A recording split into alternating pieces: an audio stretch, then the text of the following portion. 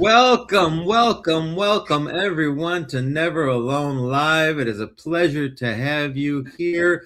I'm Johnny, and as usual, joined by Krista, Sober Barbie. And today we are so lucky to have our guest today, Lang Martinez. Lang from LA, and Lang, I'm just gonna let it go. Tell us about yourself, dude. You said a 10-second intro. That was like 2 seconds. You're already cheating me, and we haven't even kicked this off yet. As if this is the way it's gonna be.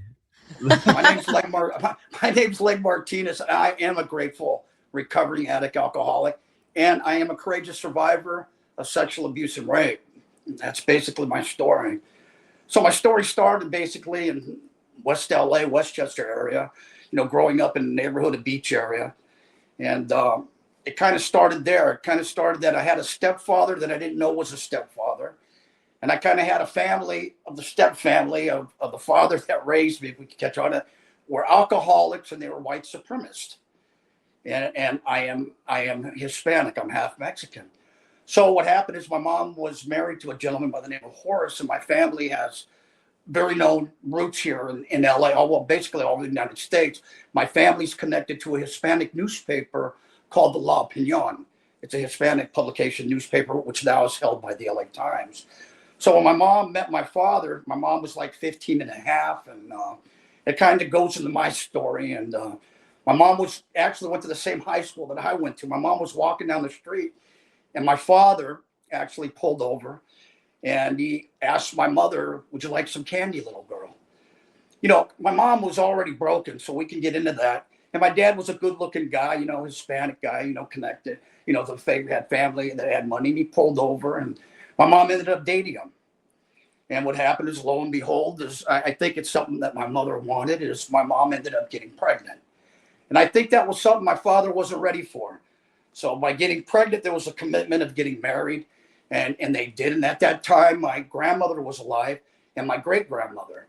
So when my mom was 7 months pregnant, my grandmother passed away. And my mom was very upset at God. And there were stories about, and it kind of comes into my story. There were stories about my mother walking into churches during the service, and she was carrying me. And she would walk into the church and she would say, basically, screw God. But she said it in a different way with the middle fingers flying. God took away her mother when she needed her the most. And my great grandmother was there for her. My father, him and I are a lot alike in some ways. My father, I don't think he really liked the fact of my mom having me. I don't like the fact that he knew my mom put on weight, and that was something he wasn't going to put up with. So I think there's more to the story that I was never told. But my mom, being the individual she is, that's passed on to me, is my mom made a decision after she had me, and my grandmother passed away, and there was my great grandmother was living all together in the house. My dad was going out with other women, and my mom at that time just said, I've had enough. And she packed up great grandmother, got in a car, and they found an apartment. And my mom wanted to raise me. So the Martinez family got involved. And you got a young girl. She's 16 years old, 16 and a half. My mother, what is she going to do with this child? And the Martinez family came to her and they said, hey, we'll take Lang. Lang's future is brighter with us. He could go to college, blah, blah, blah, and we'll take him. And my mom said, no, this is my son and I'm going to keep him. And she used to say, this is my little Lang. So my mom kept me, didn't want no money from them. She did get she asked for some child support from my father, and he paid that till I was 18. But he did end up in my life, later on. We'll get into that. And what happened is my mom started working in restaurants, and she wanted to take care of me and my great grandmother. So that's my mother. So as the story goes, so I'm connected to this Huff family because my adopted name is Huff, Hough. That's my father. So not knowing my real roots, during this time, this period of growing up, I'd get picked up by this man, and I'd go to the family, and it was like he was my uncle, but I didn't know he was my father. So there was confusion already starting. And then I had two siblings. I had a stepbrother and a stepsister. And the whole situation got confusing at around 11 years old.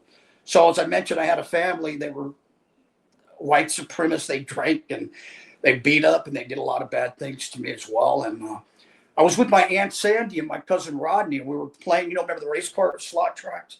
And we were playing that, and the mailman came and dropped off some mail, and Aunt Sandy got her mail. And she looked at me and she said, Lang, did you see the postman? And I said, yeah, Aunt Sandy. Well, that's Rodney's father. See, this is alcoholism. It made no sense. That was Rodney's father. I don't understand, Aunt Sandy. Well, Gary, my brother, isn't your dad. You're Mexican. And your real father's name is after an animal. My father's name's Horacio, and I call him Horace. It started at 11 years old. So my mom picks me up, and I go home. I'm in the car. I'm crying. I'm confused. My brother and my sister, they're not mine. My dad's not my dad. And we go home, and my father, the gentleman at the time, Gary, who I call my dad, takes me in the room, and he tells me that it's true. And then he tells me that I am his son. It kind of left it at that, but at that time, it kind of opened up a whole can of worms on the other side of the family, because now we know Lang's Mexican. So now it's come out that I'm a Martinez. I'm not really a Huff. So the bear comes into effect when it comes to my mother. And she's now telling the family that you're no longer going to treat me the certain way that they've been treating me. Because I had a grandfather that would drink. And when I'd go over there and he would babysit, I would always get backhanded. And then what happened is that my mom and dad would show up. My mom said, what did you do to Lang? And, Lang misbehaved and blah, blah, blah. And I'd be like, no, Mom, I didn't. You know how it goes with the child. And they would always win the conversation. But my mom knew. So as life goes on, I'm raised in a beach area and I'm fat. So I'm fat in the beach area and I got man boobs. So I'm very transparent when I tell my story. So we got a problem here. I'm fat. I got man boobs. I'm going to Westchester High, and and Westchester High's actually got surf class. And during break, you actually can go to the beach. On your break, you go outside. Kids were smoking back then. I would get invited to go to the beach, but I couldn't take off my shirt. I couldn't take off my shirt. I was made fun of. And, the girls weren't looking at me, and I'd see my friends, talking to them. And, the family's already broken. And then one day, time goes by, a couple of years go by, and then it happens.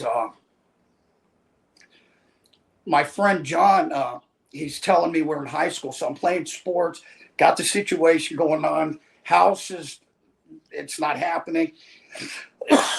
And my friend John Wilson comes up to me and he says, like, I've been trying these, and they've really been helping me on the varsity team and in sports, blah, blah, blah. Look at all the weight I lost. And I said, what are you doing, John? And he said, try one of these. So I don't know if you remember back in the day, they used to have what they call black beauties. They had black beauties and they had cross tops.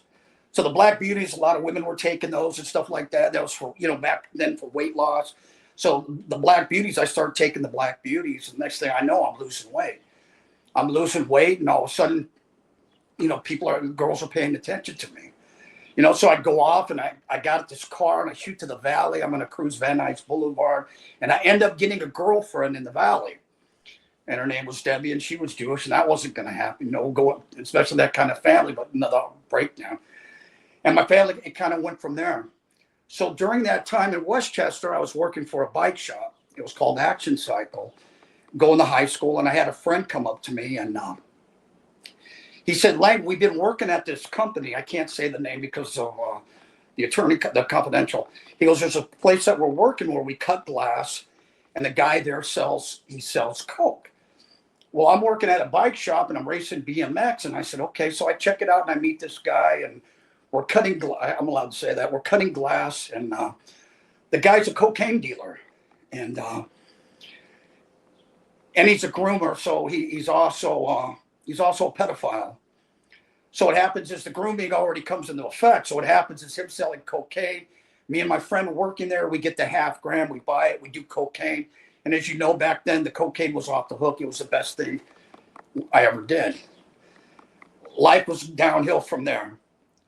So one day I'm at the mirror shop, and the gentleman that owns it says, Lang, he said, I like the way you act. I had the demeanor of the tough guy because of what was going on at home. You know what I mean? Because you couldn't really show your feelings because I really felt like crying all the time.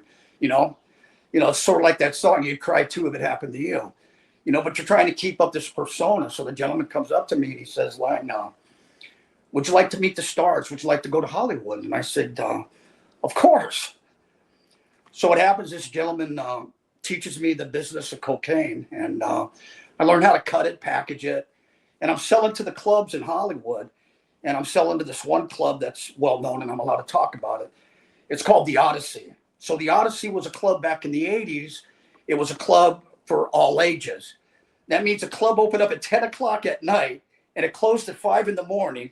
Bars close at 2, and you got a club in Hollywood that's open to all ages. Well, the freaks come out at night. They did back then. So what happened is a gentleman that taught me how to sell cocaine, I would go to the dance floor and I'd sell, packages, grams, stuff like that, or I'd do the other clubs. And I knew that he was gay and he would have relationships. So basically he was using me to pick what he wanted from the dance floor at the club. And there was a lot of things going on at that club. That club, I don't know if you know, back in the day, they claimed that it was owned by Eddie Nash. So we can get to that. So we were going to, I was with him. I ended up leaving home. I'm living with him in Marina Del Rey. I'm selling drugs. I'm driving the nice car. And lo and behold, I have a mom who doesn't want to let me go. And she's parked across the street at this gas station. And I wrote that article. She's parked across the gas station. And I see the car come over, and my sister's in the back of the car. And my mom gets out of the car. And he walks up to her and he tries to put her arms around her, and she ain't having it. And my mom puts a gun to his head and says, I want you to stay away from my property. This gentleman tried to put her arms around it, and my mom wasn't having it. And he reached down and he whispered in her ear, and my mom got in the car and she left. Well, lo and behold, in the case, come to find out is there was a phone call made after that. My sister's life was threatened, that she'd be raped and killed. So I got involved with some bad people, and how that came about is my mom was going to meetings, and somebody was in that meeting that owned a head shop and was talking about the scales and the cut I was buying. So it was like God was already working. My mom was going to a meeting because, her little boy's gone, and she's going to a mother's group, and my name's Lang, and this lady walks up to my mom and says, hey, I know your son. He comes to New World and he gets all these supplies. So that's kind of how my mom got connected to what I was doing at the mirror place. So lo and behold, I'm selling coke. I'm living. Hey, Len, how old were you at this time? This is I was 17. I was 17. so you're 17. All right, I'm going to back up just a little bit, Sure. just so I'm keeping track of everything, So Yeah. your real father and stepfather, there was a big to do there, not knowing kind of who was who until you were 11. That'll mess you up. Well, no. My real father. Okay. So my real father's name's Horace, and my dad, that I call my dad's name Gary. So my dad that raised me, I'll call him Dad, and my father I'll call Horace. So yeah, my Horace knew I was his son. I didn't know that I was his son until I was 11, and I didn't know I was Mexican. I hope that clears that up. I'm sorry. Okay. So you find out about your real dad when you're 11, which is that's old enough to be traumatic already right there. Oh, absolutely. And then you grew up heavy, and you were at the beach and all this other stuff, and you're heavy, you've got low self-esteem.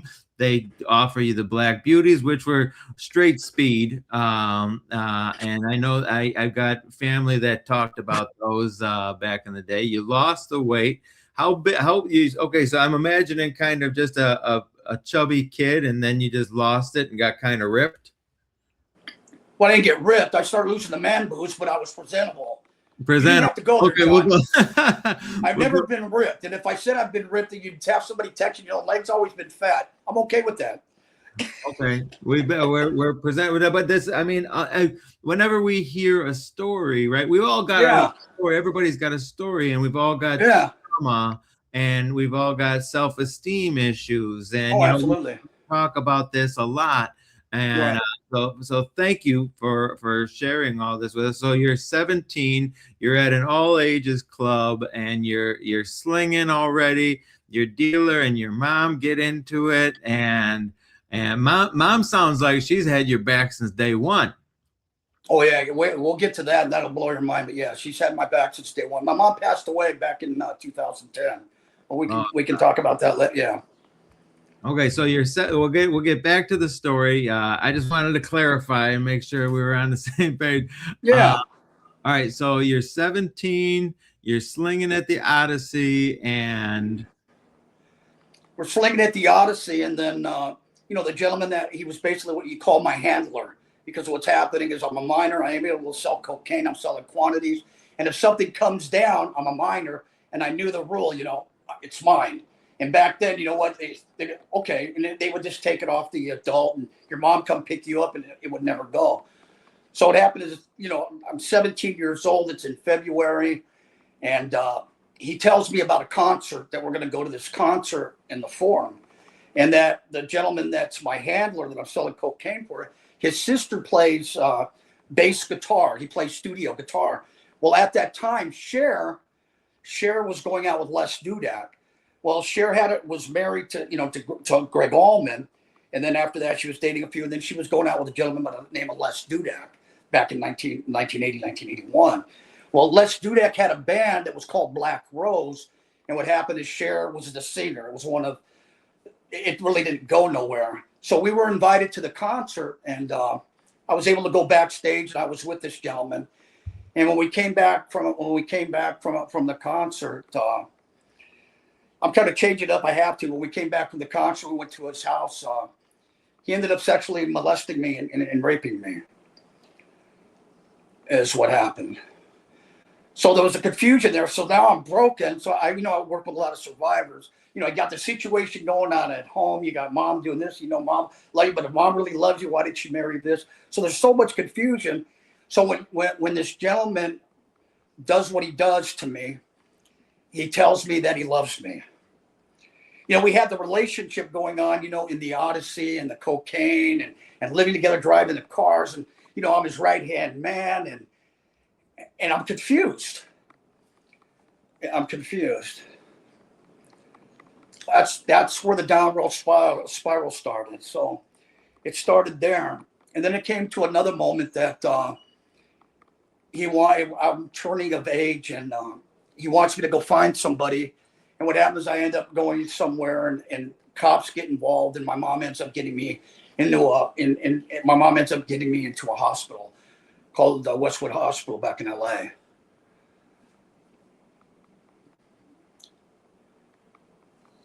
this has got to be hard to talk about, Lang. This is extremely traumatic, and you're underage and being fed drugs and then assaulted. So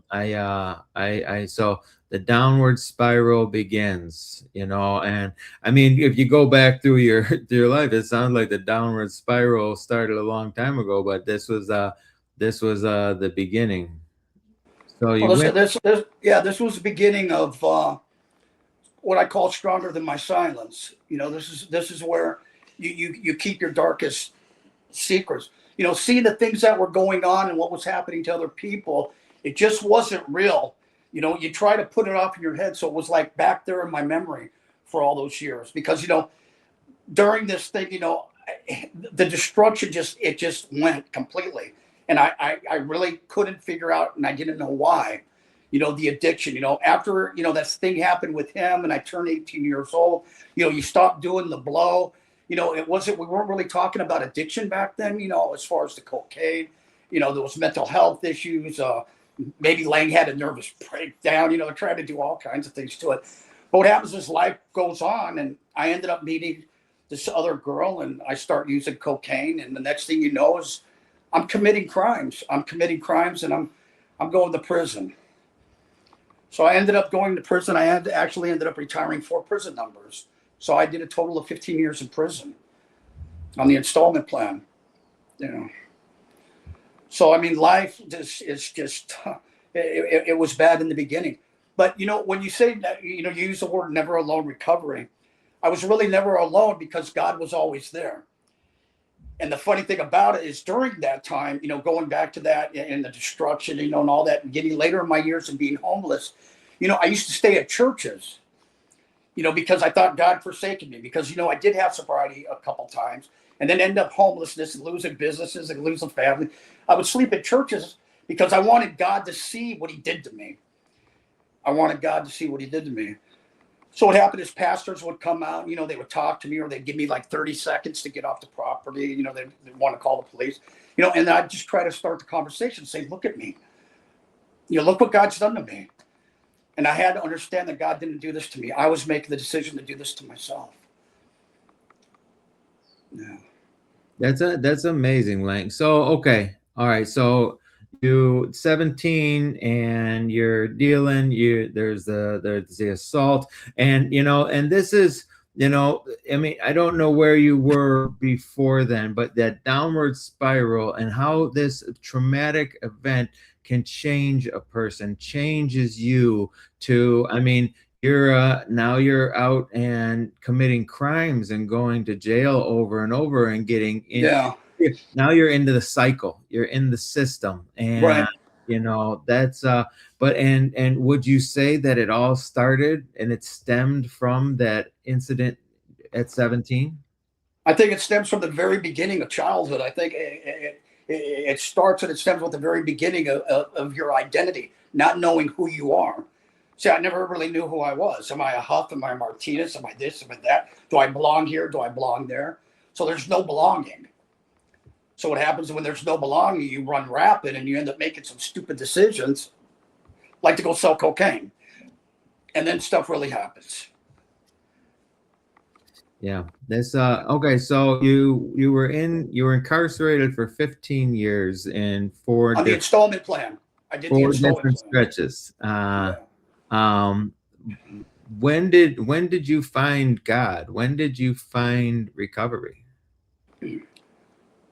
I'm glad we got there because the doom and gloom, people talk about it. We all have our stories. Yeah. It's just like, is my story better than you? The question I always ask everybody when you tell your story, so I'm glad we're getting off that, we're going into this, is I always say to people, you got your story, so let me ask you something. Do you believe that you should be dead? And if I was to ask everybody that's in recovery, they'll say yes. So we all have our stories, and we all know we should be dead. But we were never alone. There was God that was always there. So if we're here to sit there and have this conversation, then we know that we were never alone and God was always here. Because we should be dead, right? But only God makes that decision. So where it really started at is where the transformation came is I went to this church. It was called Dove Ministries. And we'll go into where how it took place. So I'm in Dove Ministries and I'm walking in the parking lot. And there's this gentleman, he's on a ladder and he's painting. So I'm walking, somebody got me. When you're homeless out there, I don't know how they do it because when you be smoking that methamphetamine, you got like these superpowers. You be knowing where people hide their stuff because you wake up in the morning, your stuff's gone. You're like, there's no way. Because they're in the bushes, they know where to get you. They know where to get you. So that day I had no socks. I'm wearing sneaky tennis shoes. I didn't have any cosmetics. I'm hungry. And I'm walking up this parking lot of Dove Ministries. And there's this gentleman up there and he's painting. And he says he comes down and he introduces himself as Pastor Gill. And he says, hi, what's your name? I said, my name's Lang. And I said, can I use your bathroom? And he said, sure, tell me a little bit about yourself. I said, I just need to use your bathroom, Pastor. I got to go. I said, I promise you, I know it's God's house. I won't use. I don't have any drugs. I believe you, Lang.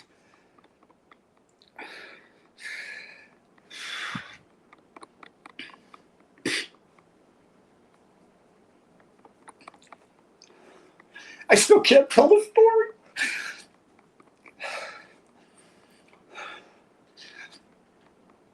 So I'm in the bathroom, you're caught up in psychosis.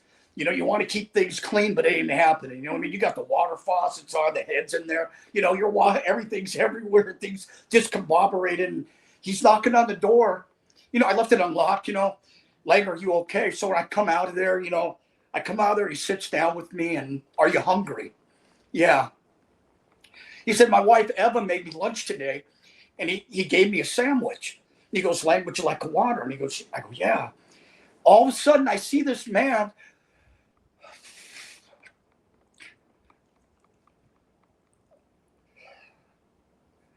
I'm sorry. It's okay, Lang. This is Yeah. the fact that you're emotional about a moment in time that is probably of your ultimate gratitude, and that's this is amazing.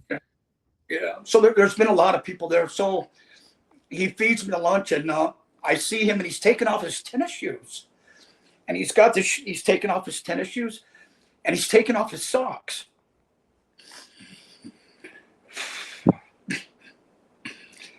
and he gives me his socks, and he says, "Lang, I start telling the story. God forsaken me. Look what he's done to me. We want to blame it on God. It's always God's fault." And we go outside, and he's praying. I get done eating. He's telling the story, and he says, "Lang," he said, "are you wanted by the law?" I said, "Absolutely. I've always been honest. Absolutely." He said, "Why don't you go turn yourself in?" I said, "It don't work like that. Catch me if you can. You got to catch me if you can. Feet don't fail me now. When they go 5-0, I got to go. You know." So he asked me if we can pray, and he said, "Lang, I want you to look up." So I'm watching this guy's eye, because you're always like that when you're on the streets. It don't matter who you are. You're sitting there watching, and he looks up, and I see his eyes, and I knew something was different. And he said, "Always look up," and he prayed. So I said, "I'll see you later, Pastor Bill." You know what I mean? He goes, "Well, go turn yourself in." So I take off, and then I'm homeless, and then I'm going down this other street, and all of a sudden there's a guy that knows me. Angel picks me up, and he says, "Hey, there's a convention. It's called Serenity by the Sea. It's over here." So he picks me up. So we're going to get in that part. He picks me up, and he takes me to Serenity by the Sea, and they get me the what is it? They get me so I can get in there. The whatever it's called. You get to get in or whatever. So I'm going to the meetings and stuff like that. So after the convention, it was about 7 o'clock at night. It wasn't over yet, and it was over at Lions Park. I'm leaving, and another gentleman walks up to me, who's my sponsor, Ruben. And he says to me, "Hey, homie," and he says, "Hey, homie," he goes, "This is Taylor. He's going to take you home." So I met Pastor Gill a couple of days before. I know I got these warrants, and all of a sudden now I got a guy giving me a home. People at the convention put up their money, and they paid for a sober living. So now I'm going to the sober living, and I tell the sober living that I need a program, because I've been in a program before. I know in my mind, I know I need much more. I need stability. I need a foundation. I need something to start me out, because what's going on in here just ain't working for me. So what happens is I get to the sober living. They respect that. They take me to LA. I end up in a shelter called First to Serve. I'm right there in Skid Row. I'm over there off Western and Vernon, and it's July. It's in July. It's hot. And I'm doing so much meth and doing so many pills. I just want to die. I know if I close my eyes, I'm going to die. I did call programs, and it's July 25th. And I get the phone call that there's a program, and I just wanted to die. And I went outside, and I said, "God, I'm begging you." I said, "God, please save my life. If you save my life, I'll give it all back to you." And I said, "I promise, God. I promise." That day, I ended up getting into Acton. I ended up getting into an LA County facility. And that was July 25th, 2008. That was 2018. I got into a program. So when I get into the program, it's a 60-day program, and I get the foundation. I know to give back, work with others, try to take myself out of self and give to you. And when I go back to Ventura County, and they start making a big noise about it. See, I was the guy that was crossing the street, John and Barbie. I was the guy crossing the street that you would see doing this, the slobber coming out of his mouth, the foaming from the methamphetamine. And that guy is that tall. Stay away from him. And now I come back to the place that I was known for that. And that was in Oxnard. So this gentleman that also helped me out had a credit business.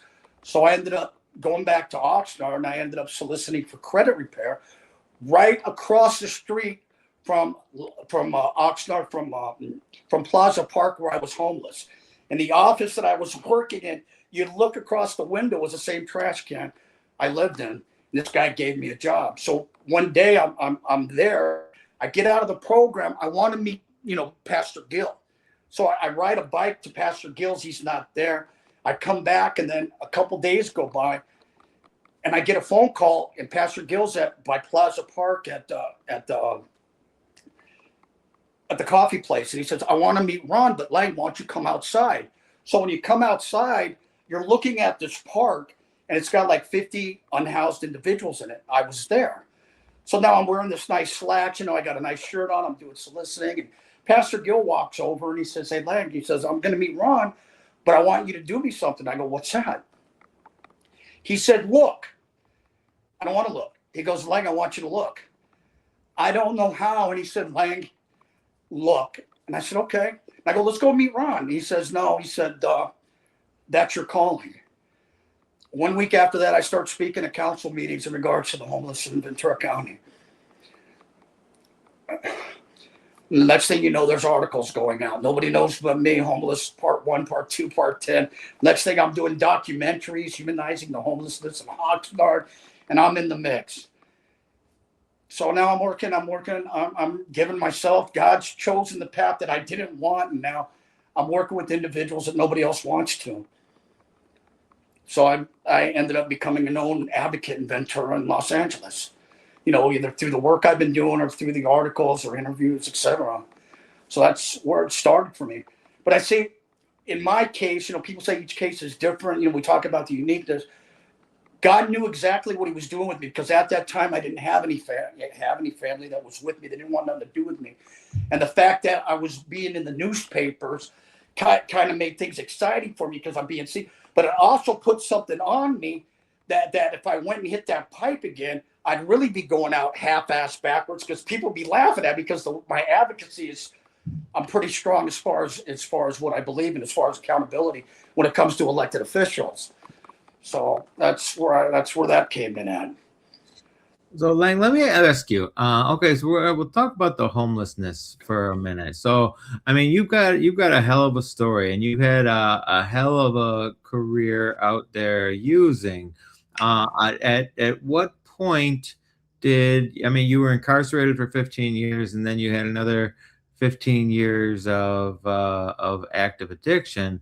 When did you decide, okay, I'm gonna live on the streets? And and what was your mental health like? Oh, well, your mental health. We used to use, what was it? We used the word bipolar. Now the new term is co-occurring disorder. So I mean, the co-occurring disorders were really always happening. I mean, when you're smoke, I went from crack, back in the '80s, to, I didn't want to go to prison no more. So that's why I was stealing, because you could get a lot more of that methamphetamine for a lot less, and you weren't hitting the mark of it being a felony. You know what I mean? So the mental health, it was bad. I mean, in the using part, the mental health was bad, especially with the methamphetamine. You would actually, I have no idea why I'm still here. I was losing it. I was seeing things that weren't real. I mean, they looked real. I mean, I'd see cop cars pulling up and officers I knew getting out of the car having conversations with me. It wasn't real. My mental health, I was gone. And it was only God that brought me back. Did I answer your question? Oh yeah, I mean, I'm genuinely interested. I know you are a big advocate for homelessness. Yeah. I kind of wanted to dive into, why people become homeless, and where in your mental health are you, where, and I know that we're all in addiction, we're on a pretty steady level. Right. We're going down. It's progressively Oh, going down. yeah. Life is going down. And The then, question, you mentioned the question about homelessness and how to get there. I think I mentioned that somebody was asking me how to get, you don't just get into being homeless. You kind of slide into it. yeah. You kind of slide into it until you found to where you got to go. And that's where you go. That's where you get. Did I answer that for you? Yeah. Oh yeah. You're answering it. Absolutely, Lang. Okay, Barbie, put me back in the middle.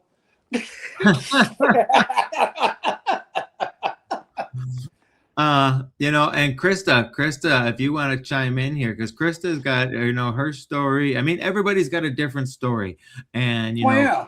You know, God comes to us in miraculous ways. He really does, you know. And Lang, I mean, even though the first meeting with Gil might not have led to your sobriety, it led to God. Krista, you know, her last drink. Well, I'll let you tell it. You know where I'm going with this. Your story is it's a little more extreme than mine, but I can relate a lot to a lot of it. And like a lot of um the childhood stuff, just not knowing who you were. It doesn't necessarily mean like you don't know who your parents are. You just Yeah. don't know as a child your identity and like what what are you supposed to do? You're kind of and you don't have good direction and um being kind of a newer mom myself, I'm watching it in my children, you know, trying to Right. break the generation Oh curses and yeah. all that. Is it's wild to be in this mental space now raising kids, Right. but if I was still in those days, but your story's so similar and it's so beautiful. And I had a mom that tried to save me, you know, and I didn't want to be saved, and I got in with the wrong group of people, the Yeah. wrong group, and I got Yeah. sober in jail, and I had an angel like Gil. He was an Yeah. attorney, but he came in and your story is just it got me on the edge of my seat right now. And I love that we're focusing on the solution part. And I go to town council meetings and I put my public comment in, and Oh, you I do? think Okay, there you we're a go. lot of like we're a lot of like I love it. I love it. And it's just it's beautiful because God has always had a plan, you know. And what breaks my heart is that you would go into churches and you wanted God to see you like that. Like Oh, that absolutely. breaks my Yeah.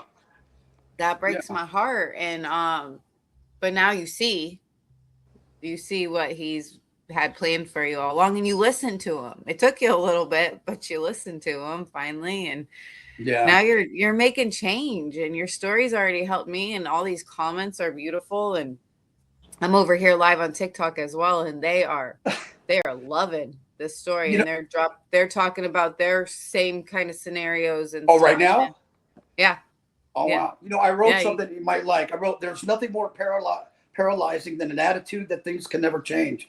We need to remind ourselves that God can change things, but but it's your outlook that determines your outcome. If you see only the problems, we will be defeated. But if we see the possibilities in our problems, we will have victory. We're all here together. We've had victory. So we need to give a round of applause to everybody that listens to the show, because you know what? You know what? Today's day one. You know what? Yesterday is gone. Tomorrow ain't here. We need to hold on to what we have today, and that's why we're here now. We're spending an hour, and basically what we're doing, we're discipleshiping, and we're talking to others, and we're sharing our experience, strength, and hope. And we need to know that there's only one true individual that can do that, and that's a complete surrender to one person. That's our Lord and Savior. And to me, that's God.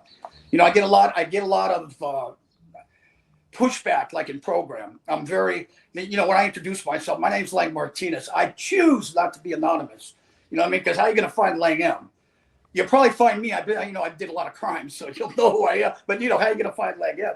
So when I speak at meetings, we get caught up in this God stuff. But you really have to understand what AA is really about. They're trying to get you to the concept of the God, because that's originally how it was written. I mean, how many times does it say God in the big book of Alcoholics Anonymous? You know, bring it on. You know what I mean? Talk to me. mm-hmm. You know, always when I'm talking to Lance or something like that, we get the conversation and I bring something up, I go, and?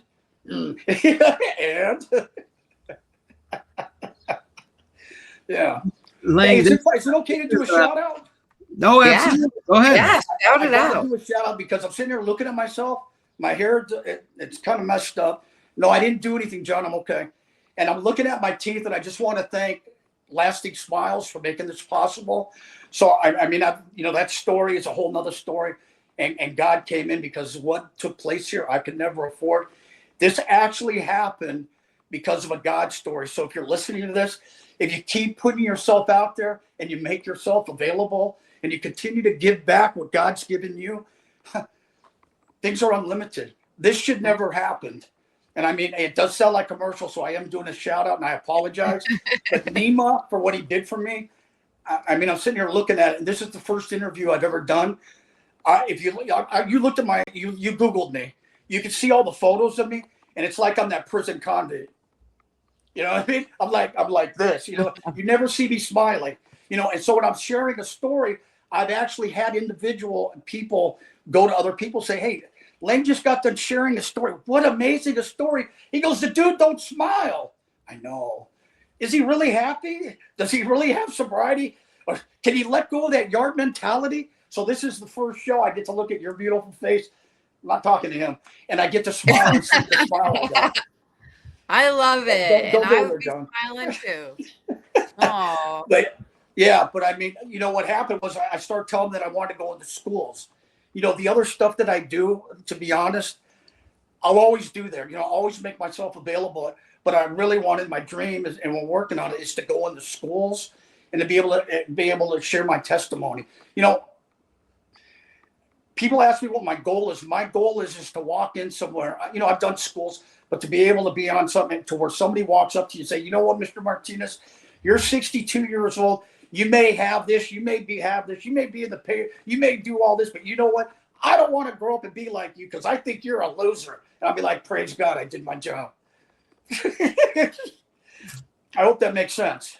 It does. yeah. And the kids is where it's at. I mean, think about it. We are in the rooms of recovery and we're hearing the stories, and most of the stuff starts young age, middle school age. That's where all the troubles and stuff Oh start. yeah. Yeah. Oh yeah, it's bad. You know, I'm working with an educator right now because of my. You know, I'll be working with educators. His name's Rick, and he's telling me the thing now is the vaping. Oh, by the way, when I got the teeth done, because I'll be going in and I talk about, you know, as far as, you know, don't vape. I didn't want to be a hypocrite, so on March 1st, I stopped vaping. Congratulations. That's the hard wife, thing. my wife said to me, and Nima said to me, the guy at Lassie Smiles, we're not going to help and do this for you. You need to stop vaping, dude. Have you read the chemicals in there? I said, okay. So God's kind of taken that way. Do I wish I could have a puff every now and then? Yeah, but it's been good so far. So I quit vape in March. So now when I tell the story, I can tell the kids, hey, I know exactly where you're at. I just stopped in March. So why can't we make a commitment? Let's stop today. You know what I mean? Yeah. And it took that many years to quit, you Oh know? yeah. Well, you know, I quit smoking. And then yeah. I'm gonna hit you with something that kind of change up if people are listening. So I got sober July 25th, 2018. I don't call it sobriety. I call it a surrender day because we all fall short in the eyes of the Lord. You know what I mean? So if I did something, I'm not talking about a relapse, but if you do something, did you fall short? So did you slip it? You know what I mean? So my surrender date to make the commitment, you know what I mean, to my higher powers, July 25th. That is my sobriety date, but that's what I say when I'm talking to the other, you know. So there's a thing with God now because we were just talking about that. So I'm kind of changing up now. About a year goes by in my sobriety, and this lady says to me, Lang, did you ever read your mom's obituary? So I tell her the name of my mom, and she finds my mom's obituary, and there's a little girl there. So the lady says to me, take my phone and go outside and read it. See, I've always had doubts. We have always had doubts because of what's happened. We always want to blame somebody else. And it kind of came to an end right there. I go outside and I read my mom's obituary. On my mom's gravestone, it says 2010, and I had 7 days left in prison. They wouldn't let me out. So I go outside and I read the obituary, and this will lead into the recovery. My mom died on July 25th. I never knew what date my mom died on. I get questioned all the time, whether it's a newspaper, a journalist, somebody from the program will say, because, you know, we're liars. You know what I mean? That's what, you know, we lie. We're addicts. Like, you made up that story. I got into a county facility on July 25th. Only God orchestrated that. You know, you were talking about my mom. I knew that my sobriety, and I knew that God was real. So when people say to me, you can't taste it or smell it, I've seen it. When I read that my mom died on July 25th, and my sobriety date's July 25th, 2018, that was only orchestrated by one person. I knew right then and there that God was real. And I knew what I had to do, and I knew what I had to continue to do, and that was continue to keep giving back. See, you guys, you know, I kind of talked to somebody about the podcast. You guys are giving back. And you know what? It's not about, it's always to give back the gift that you've been given. And when you do so, you find out the God's miraculous. He will do things. If you continue to serve those, yeah. It's amazing, Lang, because it is miracles, and we are all a bunch of miracles. And Yeah. to believe in God is to believe in the supernatural. To believe that Jesus Christ died and was raised again 3 days later is to believe in the supernatural. And it's awesome because when you do, when you believe in that, you open your eyes to miracles, and that eye opening, it opens your eyes to all the miracles, and we're able Yeah. to look back at our life where we see things that might have been negative, that might have been bad, but we see it Yeah. as a miracle, today, because Yeah. hindsight is 2020. And being able to witness all the miracles, and that's the best thing about this platform that Krista and I have, is we get to Oh man, talk I honor you. we What get you're to giving back. we get to talk to people, and we get to hear about their miracles. I mean, Lang, an advocate for homelessness, which is so admirable. But the people, what people don't understand, and this is why I was kind of asking about the mental health and the homelessness, but when it comes to addiction, people don't understand the psychosis. They think, oh, he's on meth, or oh, he's on coke, or Yeah. oh, they don't Yeah. understand that this makes a person see things, hear things, do things differently. Your mental health it's gone. So Oh yeah. It's well, yeah. for you to come here and share your story with us and share the miracles that happen, because I mean, Lang, well, and I can speak for all of us, we shouldn't be here right now, but Well, God there you saw go. All right. So to, we just, to hey, so those happen. of you that are listening, if you haven't done the third step, you just have. So if you know that you should be dead and you're not dead, then you know there's a higher power. We just did the third step. Now we got to take the pen and go to some paper, people. you know Don't we're get me going. we're all a bunch of miracles. And what you're doing now with going out and talking with the homeless and talking with people and sharing your miracles with them, that's so beautiful, dude. And it's I'd love to hear more about what it is you are doing. Well, I work with different organizations. Right now, I'm with the VC. Big shout out to the VC Belief Center. There's a young lady, the CEO and her staff. I met her, Annabelle Taylor. I met her. I was doing something else a couple years ago. There was a missing child in Ojai. Her name was Ziana Valora, and it was a family in Ojai. Because of my platform, I kind of assisted, and I became an advocate for the family. And I ended up meeting the VC Belief Center, and I found an actual organization in Ventura County under the umbrella that actually believes in recovery. That they're not out there to do the kumbaya, blah blah blah. They're there to take you from your situation and disciple you to the front row, and get you to take off. And I really became connected. So I've been working with them. I'm also part of another organization called NASCA. I'm part of National Association of Adult Survivors of Child Abuse. I'm a spokesperson for them. Now I'm connected to, I got a partner who's a police officer, the guy that sits that texts Lance. He has Portraits of Hope Ministries. You were just talking about, the mental health and what people see, a little bit about that. How him and I met is I saw his Facebook page, and he goes out there, boots to the ground. He was doing it even as a police officer, and he would meet these individuals and talk to them. And you can look up at his page, and he would write their story. So what you were seeing wasn't really what's there. And what he would do is he just put out something with this couple that he met out there in Fresno. And what he did is he wrote the story, because there's always a story behind the doom and gloom that we look at, and I'm not that person that puts that out there. But yeah, I mean, it's a bad situation there in house, especially the mental health and all that. I can just go on and on and on. If you keep looking at me, I keep rambling, then I don't make sense, John. Say something. This is awesome. I Look would at my definitely hair. want. I think it's great. John won't say anything about your hair. What? But I definitely want to link up with you on the stuff with the children, all those national agencies and stuff you work with. Yeah. I want to do more. But also how you have God layered your sobriety day on the day your mother's passing. Like I have a similar story Oh, too. I yeah. got sober on my sister's birthday. My husband ended up getting sober on our wedding anniversary and my daughter's birthday. And it was the day I was saved by Jesus. Like, I got to see it to believe it. And he's showing us. He's showing us. And There you it's go. beautiful. Yeah. I That's love it. awesome. We have so much in common. I love it. Yeah. Recently, being the low, I got married last year. And just to share, like we were talking about Pastor Gill, I'll tell you what the story. Pastor Gill is the pastor that married me and Laura. That's absolutely beautiful. I want to meet Pastor Gill.